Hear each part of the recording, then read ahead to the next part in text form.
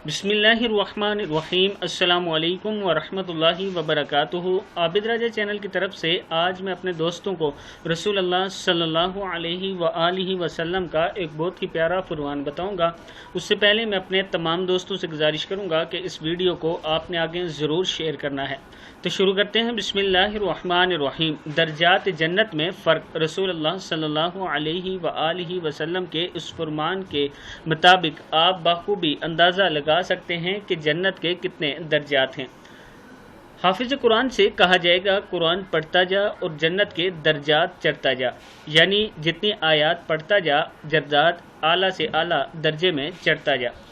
यूँ फिर कहा जाएगा कि ठहर ठहर कर पढ़ो, जिस तरह दुनिया में तिलावत किया करते थे, और तेरा मकाम आखिरी आयत के ख़त्म होने पर होगा। यानी जिस जन्नत में तू हिफ्ज़ की हुई आखिरी आयत पढ़ेगा वही जन्नत तेरे मकाम होगा, और वहाँ ही तू अपने महल्लात में ऐश और आराम करेगा। हालांकि इससे ऊपर भी मज़ीद जन्नतें बाकी होंगी। किताब का हवाला ये मौजूद है नीचे। मैं अपने दोस्तों से कहूँगा कि अपने बच्चों को दीनी तालीम ज़रूर दिया करें और बच्चों को ज़रूर हाफ़िज़ कुरान बनाएं, उन्हें ज़रूर हिफ्ज़ करवाएं।